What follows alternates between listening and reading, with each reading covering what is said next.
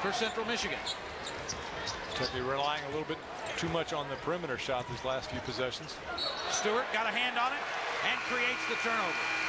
Kentucky's really done a nice job of that tonight, Kyle, getting out in that passing lane and forcing turnovers. And even though their opponents the last few games haven't given that much pressure, you would hope because of the competition in practice where Kentucky likes to get out there and pressure the passing lanes, that they're improving on that and being able to take better care of the basketball. We've seen the stats show that, but again, their opponents haven't been really aggressive in extending out. We'll see Saturday. I think Louisville will try to pressure a little bit more. Or Sunday, I guess it is. As Meeks can't get it to go, and Stevenson ridden out of bounds underneath the basket. No call.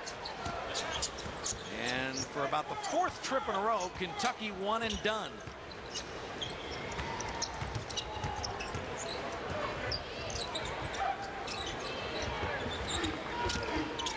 Allen jump stops and can't get it to go.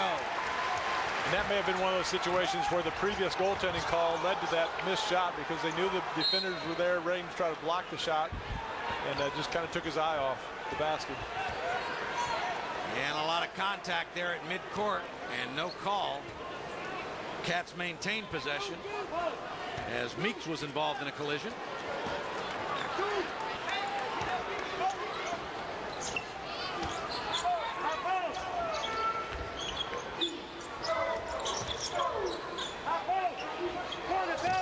Sloan takes it to the baseline. And Stevenson with almost a perfect lob. He was set up for the alley-oop. It ticked the rim, but Patterson stays with it, and he'll have a chance to complete the three-point play. Yeah, and that's the look. When he goes to the short corner, here you see Perry Stevenson going to the right short corner. He's got to look up by the rim, and as you said, almost a little too close to the rim as it did draw iron, but Patterson able to gather it in, go back up strong. And the thing that I like about what Stevenson does, about what Patterson does, about what Josh Harrelson does when they get the basketball is they immediately look to make that next pass.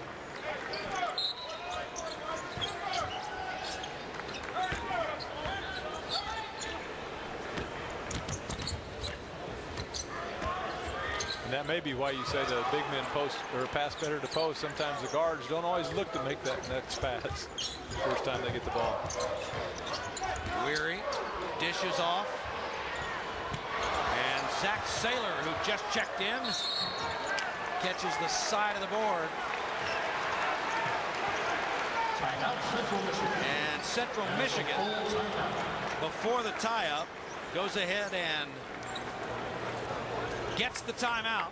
They'll make it a full timeout as the Chippewas try to chip away at the Wildcat lead. 63-39 is our score here at Rupp Arena in Lexington.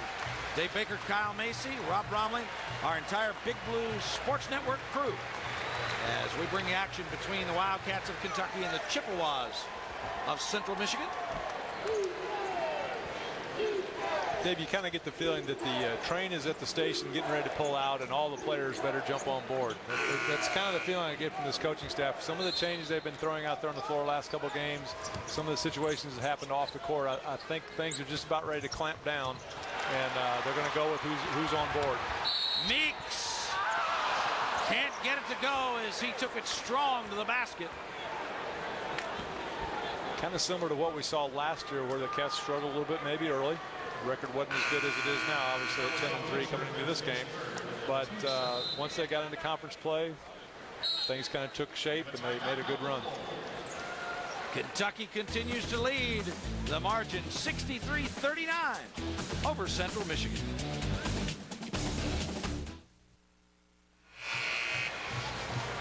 (63-39) is our score as we head down the home stretch here at Rupp Arena as the Cats lead Central Michigan. Kentucky shooting the ball much better tonight against Florida Atlantic the other night, only 2 of 18 behind the three-point line. Tonight, 8 of 18 for 44%. Free throws very well at 11 of 13. Out-rebounding the Chippewas by 4, 28-24, and 16 assists to lead to those 22 baskets. That is a number that has stayed consistently high. As you look at the comparison, you were talking about similarities to last year in terms of as you say, clamping down on rotations, but certainly the record's not similar. I think a better job of scheduling this year. The fact that knowing they had a young team and did play some teams, and like you pointed out last time, you see Kevin Galloway probably getting ready to come into the game. The coaching staff giving some last-minute instructions, but the first game, the VMI game, probably not the best time you'd like to play them. Played a little later in the schedule. I think probably would have had more success, but the rest of the schedule was set up pretty well. Gain some confidence for the young team, get everything in place, get ready for conference play. Stevenson had an arm wrapped around Weary, but no call. Not that time of the game to let him play a little bit. Patterson back in there at the post now, as is Landon Sloan out top. Porter, nice feed to Patterson.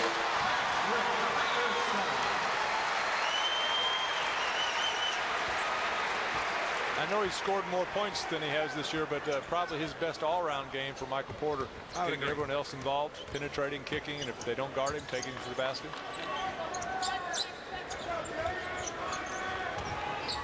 Hardiman against Stevenson. And that shot is up and in by Marcus Vann.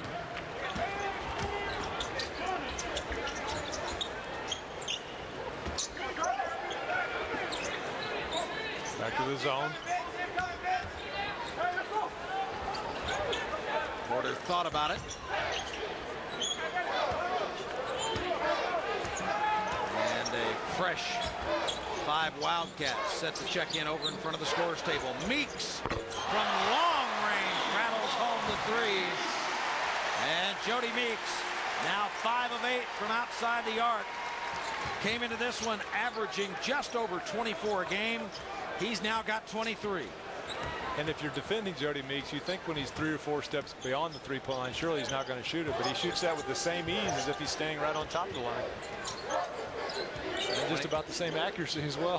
When he's healthy, Kyle, he's really got an ability to elevate, and he's really got some range. Spinning shot won't fall for Hardiman.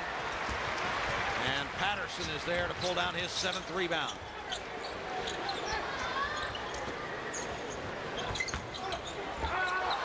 Patterson had it taken away. And Meeks provided the defense. Patterson came through with the block. And it'll go back to Central Michigan.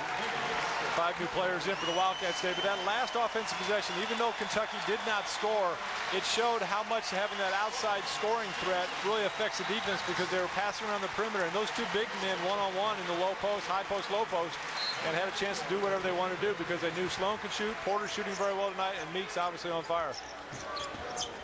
Those 5 go to the bench and get a job well done from their head coach as Bitzer hits in the lane.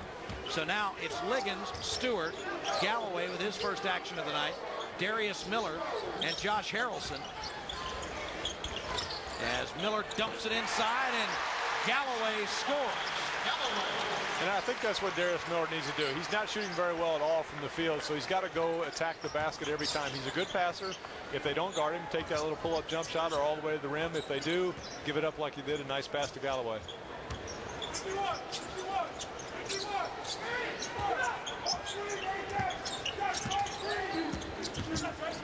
Harmon is closed off and now brings it back out on top.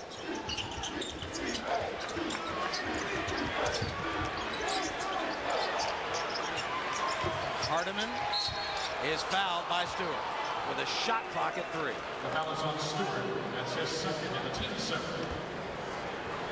Yeah, that's just one of those recognition things. Sometimes your teammates can help by counting down the shot clock, knowing not to reach in, but instead move his feet, just hold his ground, and get his hands up in the air. Hardiman at the line for 1 of the moments. Jacoby Hardiman is 6 of 4. A few outings back against Illinois State. But since then, he has struggled from the field.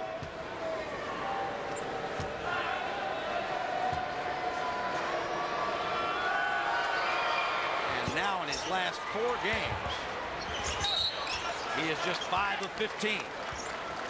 Had been scoring in double digits every game until the last two, and tonight still hasn't reached that mark. I think it might have had something to do with those big guys that were in the lineup. Probably did. All of a sudden, he became more of a focus.